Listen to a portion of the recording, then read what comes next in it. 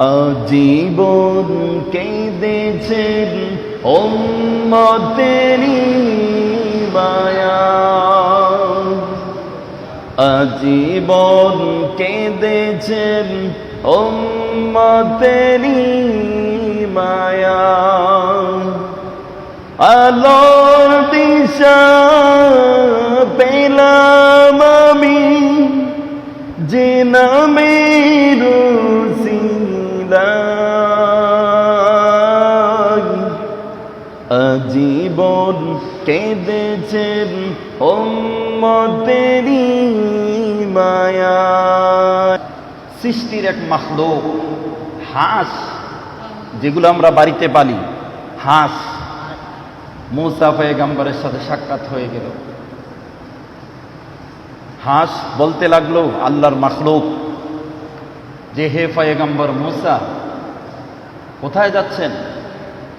মূসা নবী বললেন, তুর পাহাড়ে যাচ্ছি, মালিকের সাথে কথা বলবো। জোরে বলেন আল্লাহু আকবার। কয় আমাদের একটা আরজি ছিল, আমাদের একটা আরজি, এই মিশরের জমিনে অনেক দিন ধরে বৃষ্টি হচ্ছে না, আপনি তো আল্লাহর সাথে কথা বলবেন, আল্লাহ বৃষ্টি কখন দিবে যদি একটু বলতেন, অথবা আল্লাহ যদি একটু বৃষ্টি দিত, আল্লাহর কাছে যদি একটু বলতেন আমাদের অনেক উপকার হইত। বলতেছে কে? হাঁস। কাকে বলতেছে? মূসা কালিমুল্লাহকে বলতেছে। আল্লাহু আকবার বলবেন না? হাঁস বলতেছে যদি একটু আল্লাহর কাছে কইতেন, বলতেন, আমরা পানির হাহাকারে আমাদের খুব কষ্ট হচ্ছে। তো মূসা কালিমুল্লাহ বললেন, ঠিক আছে, আমি আল্লাহর সাথে যখন কথা বলবো তখন তোমাদের এই আরজিটা আমি আল্লাহর কাছে পেশ করব। সুবহানাল্লাহ, সুবহানাল্লাহ। মূসা কালিমুল্লাহ তুর পাহাড়ে গেলেন, গিয়ে আল্লাহকে ডাক দিলেন, আল্লাহ, তোমার এক মাখলুক বৃষ্টির জন্য তোমার কাছে আরজি পেশ করেছে। মূসা কালিমুল্লাহ আল্লাহর কাছে বলতেছে, আল্লাহ, তোমার এক মাখলুক হাঁস বৃষ্টির জন্য আল্লাহ আমাকে বলেছে তোমাকে বলার জন্য। আল্লাহ, হাঁসগুলো, এই মাখলুকগুলো আল্লাহ কষ্ট করতেছে, আল্লাহ তুমি যদি বৃষ্টি দিতা, এই মিশরের জমিনে অনেক দিন পর্যন্ত বৃষ্টি হয় না, আল্লাহ যদি তুমি রহমতের বৃষ্টি দিতা, তাহলে তোমার মাখলুক হাঁস তারা পানি পাওয়ার পরে তাদের কলিজা ঠান্ডা হয়ে যেত। জোরে বলেন সুবহানাল্লাহ। আল্লাহ উত্তর দিয়ে দিলেন, এই যে সামনের এক মাস বৃষ্টি মিশরে হওয়ার কোনো বাজেট নাই, হওয়ার কোনো বাজেট নাই, বৃষ্টি হবে না। মূসা কালিমুল্লাহ কথা শেষ করে বাড়ির দিকে রওনা হয়ে গেলেন। প্রতিমধ্যে ওই হাঁসগুলোর সাথে আবার সাক্ষাৎ হয়ে গেল। হাঁসগুলো বলতেছে, এ পয়গম্বর, আমরা যে একটা আরজি পেশ করেছিলাম আল্লাহর কাছে কি আপনি বলেছেন? তখন মূসা কালিমুল্লাহ বলল, অবশ্যই বলবো না কেন, আল্লাহর কাছে বলেছি। আল্লাহ উত্তরে বলেছেন, সামনের এক মাস পর্যন্ত এই মিশরে কোনো বৃষ্টি হবে না। তাইলে বিল কি পাস হইছে না? হইছে না? হয় নাই, বিল পাস হয় নাই। কিন্তু হাঁসেরা করলো কি? হাঁসেরা এই উত্তর শোনার সাথে সাথে তারা বললেন কি? সবাই এক বাক্যে, আলহামদুলিল্লাহি রাব্বিল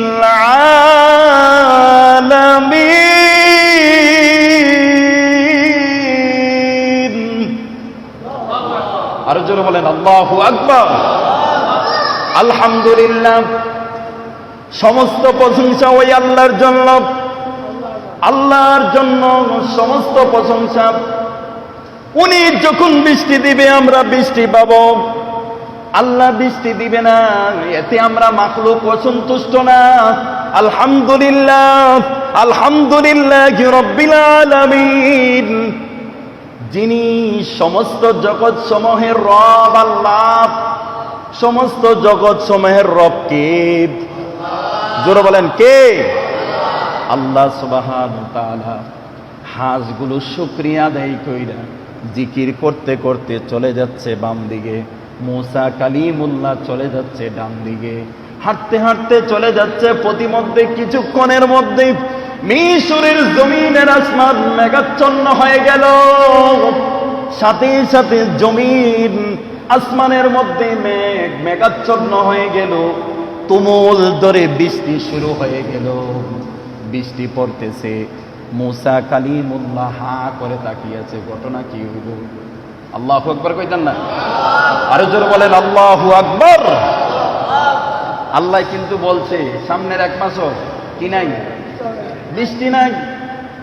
মুসা কালিমুল্লাহ হাসের আইসা বলছে, হে আল্লাহর প্রিয় মাখলুক, আল্লাহ তোমাদের প্রশ্নে প্রতি উত্তরে এটা বলছে যে বৃষ্টি হবে না। তখন হাঁস কি বলছে? কথা বলে না। হাঁস কি বলছে? আলহামদুলিল্লাহ, সমস্ত প্রশংসা কার? এ বান্দা, সুখে দুঃখে সর্ব অবস্থায় যদি বিপদে পড়ছো, শুকরিয়া আদায় করব কার? আল্লাহর। যদি তুমি শুকরিয়া আদায় করো, তোমার বিরুদ্ধে যা কার পক্ষে থাক, শুকরিয়া আদায় করলে আল্লাহ তাআলা ওই নিয়ামতটার সাথে সাথে আল্লাহ তাআলা বিল পাস করে আল্লাহ এই নিয়ামতটা তোমার জন্য আল্লাহ সাথে সাথে কবুল করে। সুবহানাল্লাহ। বৃষ্টি তো নাই, বৃষ্টি আসলো কোত্থেকে? মুসা কালিমুল্লাহর মাথা গরম হয়ে গেল। আল্লাহ, তুমি কি আমাকে মাখলুকের সামনে লজ্জা দিলাম?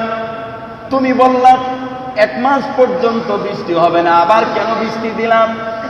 হাঁসের পালগুলো, হাঁসগুলো মিশরের জমিনে এত পরিমাণে বৃষ্টি হইল, হাঁটু পর্যন্ত আল্লাহ তাআলা বৃষ্টি দিয়ে হাঁটু পর্যন্ত ডুবাইয়া দিল।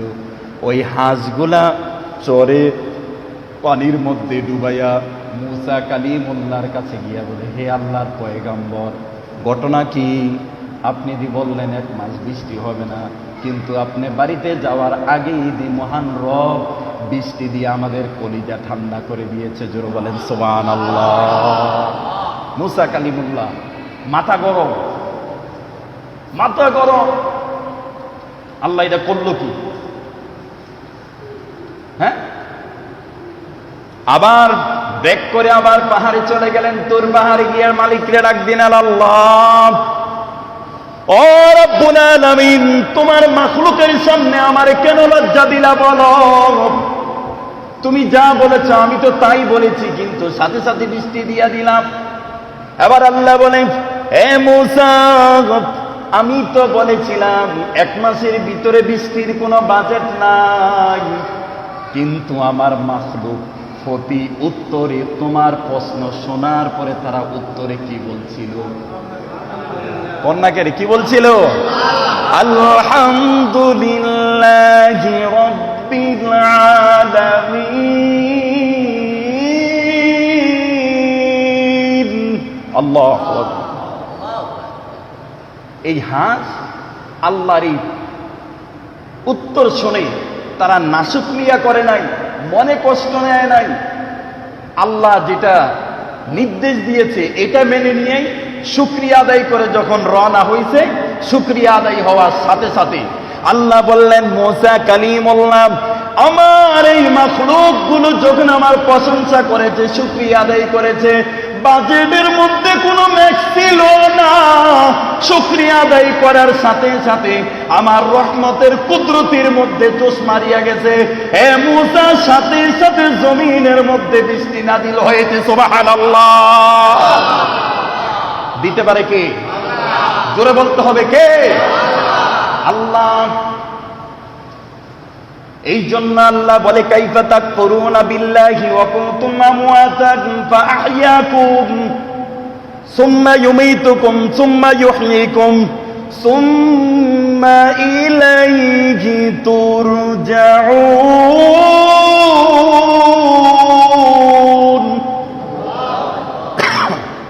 আল্লাহ তাআলা বলেন, তোমরা আমি আল্লাহকে কিভাবে অস্বীকার করো? কেমনে অস্বীকার করো? অথচ আমি আল্লাহ তোমাদেরকে, অথচ তোমরা ছিলে মৃত। কি ছিলে? সবাই বলেন কি ছিলে? আরে আমাদের তো কোনো অস্তিত্ব ছিল না। আল্লাহ অন্য আরেক আয়াতে বলেন, হাল আতা আলাল ইনসানি হাইনুন মিনাদ দাহরি লাম ইয়াকুন শাইআম মাযকুরা। পৃথিবীতে পরিচয় দেওয়ার মতো আমার কোনো অস্তিত্ব ছিল না। আল্লাহ আমার সৃষ্টি কইরা রাখলেন রু জগতি। তারপরে আল্লাহ বাবা এবং মার মিলনের মাধ্যমে মার গর্ভে আসলাম।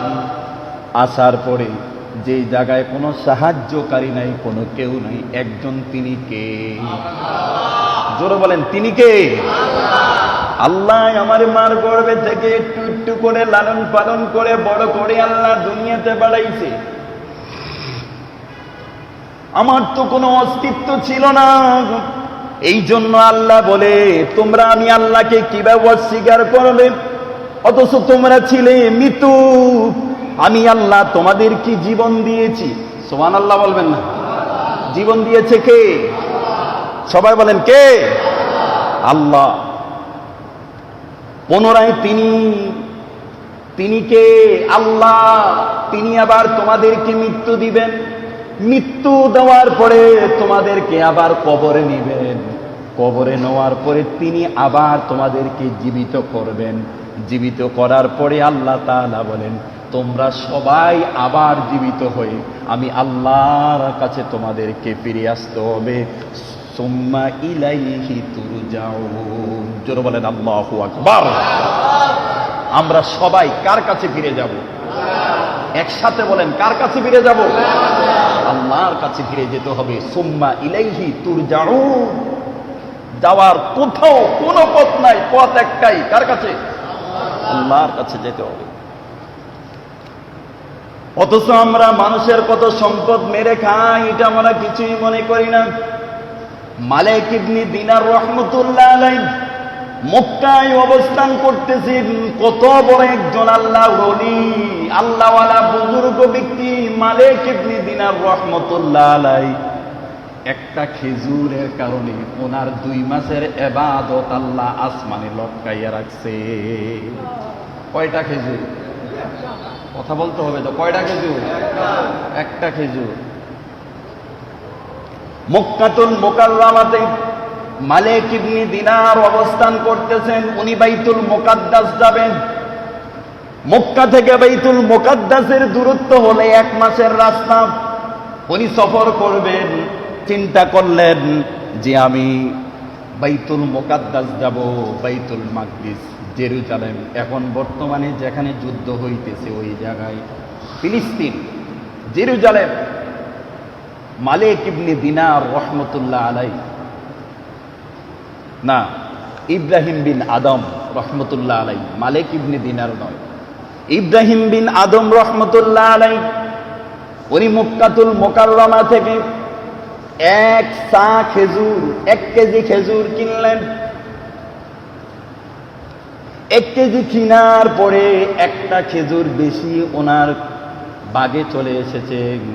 উনি মনে করছে যে একটা খেজুর বেশি আইছে, আর কি, মানে 1 কেজি থেকে একটা খেজুর বেশি আসছে। উনি আর এটা ফেরত দেয় নাই, উনি নিয়ে নিছে।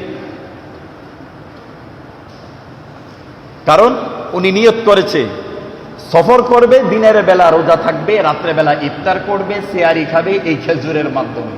কিন্তু খেজুর নিলেন 1 চা, 1 কেজি, সাথে আইছে কয়টা? একটা বেশি।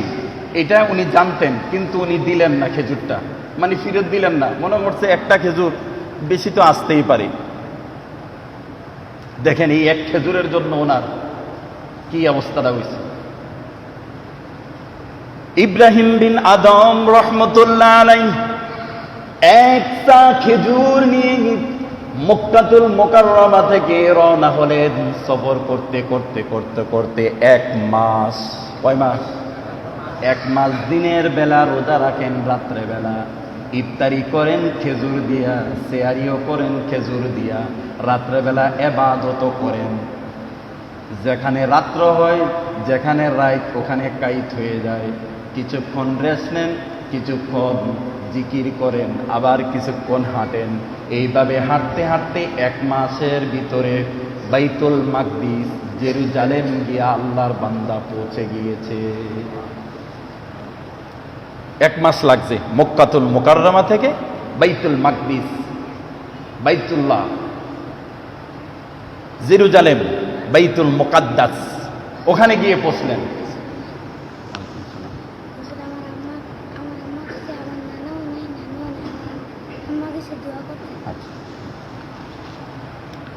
বাইতুল মুকাদ্দাস গিয়ে উনি দিনের বেলা রোজা রাখেন, রাত্রে বেলা ইবাদত করেন। সব সম্পদ বাড়িতে ফেলে চলে আসছেন, আল্লাহ রাস্তায় বাইর হয়ে গেছেন। তো বাইতুল মাকদিস, বাইতুল মুকাদ্দাসে ওই সাথে তো আর বালিশ খাতা কিছুই নাই, হাতটা ডান হাতটা দিয়ে উনি ঘুমিয়ে পড়লেন।